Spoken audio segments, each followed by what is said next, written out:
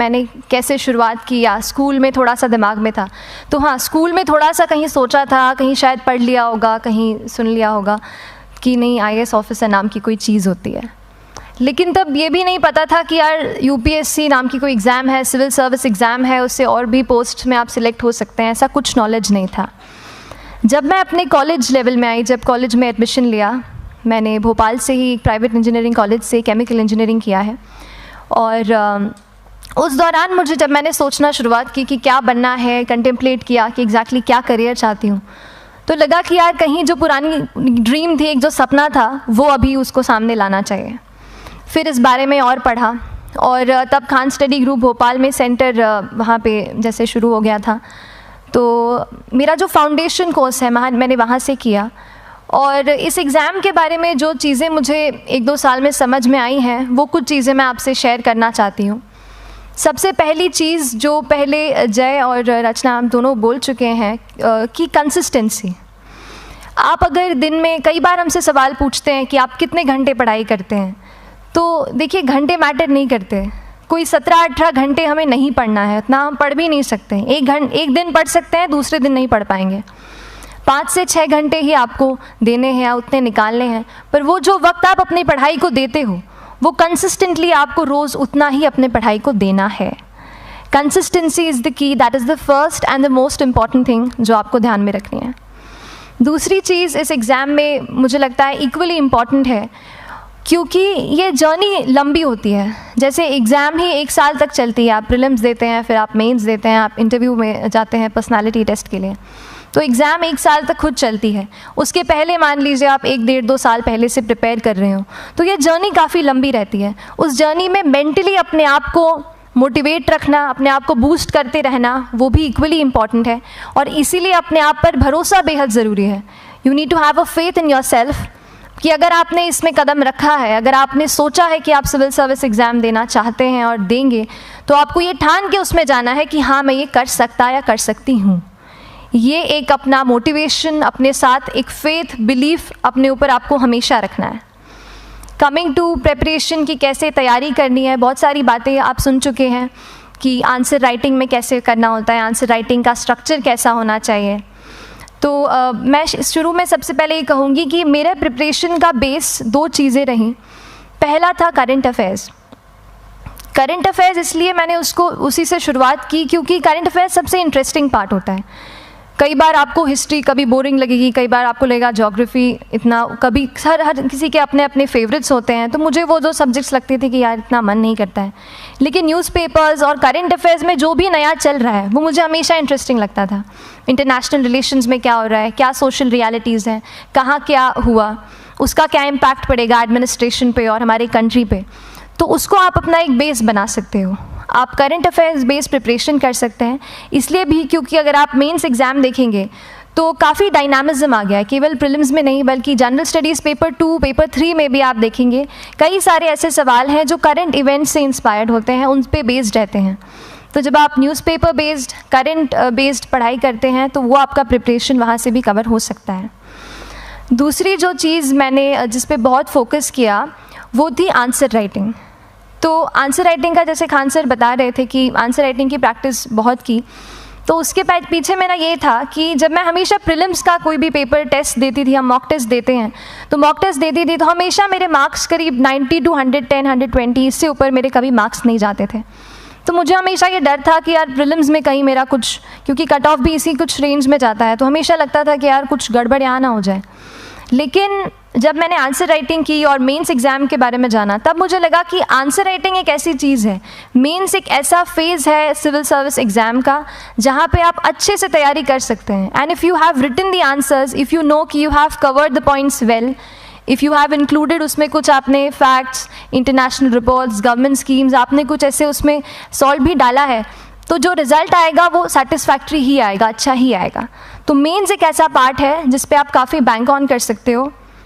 मैं जब personality test भी मैंने दिया, तो इस बार भी आप नंबर्स देखेंगे तो आसपास की रैंक के हिसाब से मेरे नंबर्स उसमें कम हैं, लेकिन it is just the general studies and the answer writing part, जो मेंस के जो वो है मार्क्स हैं या मेंस का जो एक फैक्टर रहा, वो मेरे लिए सबसे ज़्यादा इंपॉर्टेंट डिसाइडिंग फैक्टर रहा है। तो अपना एक्सपीरियंस यही बताऊंगी कि आंसर राइटिंग पे आप विशेष फोकस कीजिए।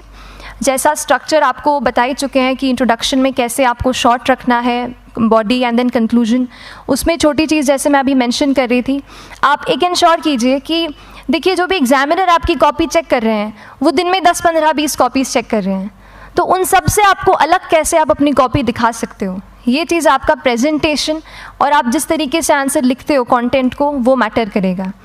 आप इंश्योर कर सकते हैं कि आपके आंसर में कुछ फैक्ट्स, गवर्नमेंट की स्कीम्स, कुछ कमिटीज़ बैठती हैं, जैसे एक प्रिवेसी पे जस्टिस BN श्रीकृष्णा कमेटी की रिपोर्ट आई है, तो आप मान लीजिए आपको कोई प्रिवेसी पे सवाल आ गया तो आपने उन कमेटी का नाम कोट कर दिया। ऐसे बहुत सारी कमिटीज़ होती हैं। कुछ इंटरनेशनल रिपोर्ट्स आते हैं, वो आप उनको इनके बारे में लिख सकते हैं। इंडिया का मैप आप बना सकते हैं। मैंने सीख लिया था कि 10-15 सेकेंड्स में कैसे जल्दी से मैप बनाना है और उस पर कैसे पॉइंट कुछ करना है, कुछ लोकेट करना है। तो ये कुछ ऐसी चीज़ें हैं जो आपके आंसर्स को एनरिच करेंगी और प्रेजेंटेबल बनाएंगी। तो इस तरीके से आंसर्स पे जैसे हम क्लास करते हैं, लेकिन उसके साथ साथ आपको ये कोशिश करनी है कि 1 से 2 आंसर पर डे आपको ज़रूर लिखने ही लिखने हैं, apart from the test series that you are doing. Answer writing से 2-3 चीज़ें होती हैं, ना केवल हमारी एक लिखने का हमें समझ आता है हम क्या लिखते हैं कैसा है, पर हमारा कॉम्प्रिहेंशन भी इम्प्रूव होता है। हमें कितना समझ में आया वो भी हमें खुद समझ आता है जब हम आंसर्स लिखते हैं। और इसीलिए आंसर राइटिंग पे आप फोकस कीजिए, 1 से 2 आंसर्स ज़रूर लिखिए। और आंसर राइटिंग के बाद the third pillar of my preparation जो काफ़ी इंपॉर्टेंट जिसने रोल प्ले किया, that was tests and test series and mocks. देखिए हम पढ़ रहे हैं यहाँ पर, I will also come to the point कि हम कैसे दिल्ली, भोपाल और इंदौर में प्रिपेयर करके बिना दिल्ली जाए हम कैसे कर सकते हैं, I will come to that point. पर उसके पहले टेस्ट की थोड़ी बात कर लेती हूँ कि टेस्ट देना क्यों ज़रूरी है। हम ये जो एग्ज़ाम दे रहे हैं सिविल सर्विस की, एक ऑल इंडिया लेवल एग्ज़ाम है and this cut throat competition.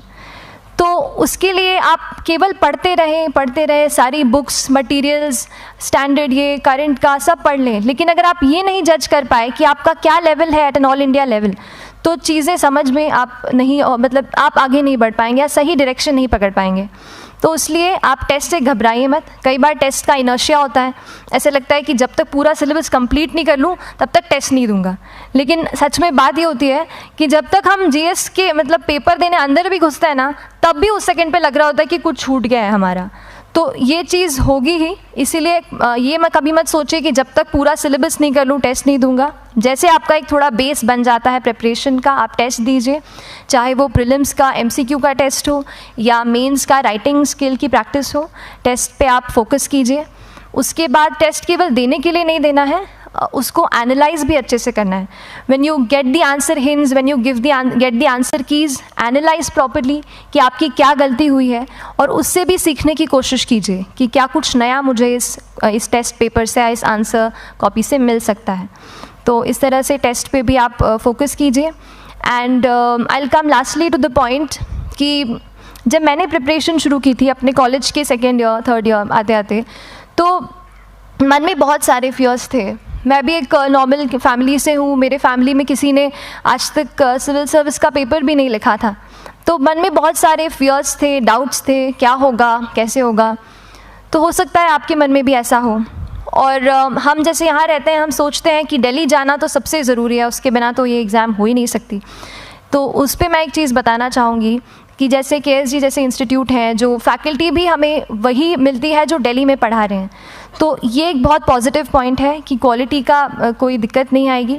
बस एक चीज़ है, आप ज्वाइन करते हैं class, that will only provide you a direction. वो आपका रास्ता दिखा सकते हैं आपको कि इस रास्ते पर आपको चलना है, लेकिन चलना उस रास्ते पे आपको खुद है। You have to work on your own. कभी ये मत सोचिए कि मैं वहाँ नहीं जा पा रहा हूँ तो नहीं हो सकता, यहाँ है, तो हम एक्सक्यूज़ेस बनाते हैं। कई बार चैलेंजेस आते हैं। तो मैंने कॉलेज के साथ प्रिपरेशन की, तो उसमें भी काफ़ी दिक्कत आती थी। कभी कभार कॉलेज की एग्ज़ाम होती थी तो इसमें मैं अपना उतना वक्त नहीं दे पाती थी। तो उस मोमेंट पे फिर प्लानिंग ने मुझे बहुत हेल्प किया कि हम किस तरीके से अपने कॉलेज के एग्ज़ाम के लिए प्लान कर लें। जैसे मैंने इंजीनियरिंग की है और मुझे पता है कि हम इंजीनियर्स 1 महीने से ज़्यादा पहले से पढ़ते नहीं हैं। पढ़ते हैं क्या? तो वो चीज़ आप ध्यान रख सकते हो, उसको अपना स्ट्रॉन्ग पॉइंट बना सकते हो। 1 से 1.5 महीना जब exam is approaching, I use to plan my entire syllabus का प्रिंट आउट निकाल के I use to make my notes, उस तरीके से उसको मैं उसको संभाल लेती थी। तो whenever you are managing those things together, focus on planning, किस तरीके से आप एक माइक्रो प्लान बनाएं, अपना डेली एक प्लान बनाएं, वीकली टारगेट सेट करें और एक ब्रॉड विजन दिमाग में रखें कि ब्रॉडली आप मंथ्स में क्या कवर करने वाले हैं। अगर आप प्लानिंग अच्छे से करते हैं तो ज़्यादातर पोर्शन आपका वहीं से कवर हो जाता है, और जब आप टारगेट्स बनाते हैं, उनको टिक करते हैं, तो एक सेंस ऑफ कंप्लीशन भी आपको मिलता है कि yes I am on the right path और मैं सही जा रहा हूँ या जा रही हूँ। तो इस तरीके से प्लानिंग पे भी इक्वली फोकस कीजिए। एंड बस यही सिंगल बिगेस्ट मैसेज मेरी तरफ से यही रहेगा कि आपने अगर ठान लिया है, अगर आप सोचते हैं कि आप ये एग्ज़ाम क्रैक कर सकते हैं, तो आपको रोकने वाला और कोई नहीं, आप खुद ही हो सकते हैं। तो खुद आप अपनी रुकावट कभी मत बनिए, एक्सक्यूज़ेस मत बनाइए। ऑब्स्टिकल ज़रूर आएंगे, उन्हें आपको चैलेंज करना है। Challenges are meant to be challenged. तो सही तरीके से अपने ऑब्स्टिकल्स को हैंडल कीजिए, और इस एग्ज़ाम में अगर आप सही स्ट्रैटेजी रखते हैं तो आप अपने एक अटैम्प्ट में ही इसको क्रैक कर सकते हैं। एंड एनीवेज आप जो भी अटैम्प्ट नेक्स्ट रखते हैं, दिल में यही रखिएगा कि जो ये मेरा नेक्स्ट अटैम्प्ट होने वाला है, ये मेरा बेस्ट अटैम्प्ट होने वाला है। कभी भी इस एग्ज़ाम को हाफ हार्टेडली मत दीजिए कि चलो दे के देखता हूँ कैसा है पैटर्न का एग्ज़ाम का। अगर एग्ज़ाम का पैटर्न देखना है ना, तो घर पे 3 घंटा टाइम लगा के एग्ज़ाम दे दो, बस केवल पैटर्न देखने के लिए एग्ज़ाम अटैम्प्ट मत कीजिए। जब आप एग्जामिनेशन हॉल में जा रहे हैं या कोई अटैम्प्ट आपने सेट किया है, तो अपना सब कुछ उस एग्ज़ाम को दीजिए, अपना टाइम, एनर्जी, फोकस, जितना भी करेक्ट आप उसमें पॉजिटिविटी डाल सकते हैं उसको दीजिए, एंड पूरी तैयारी के साथ ही इस पेपर को दीजिए, and I am sure that you will succeed. So till then, all the very best to you and good luck.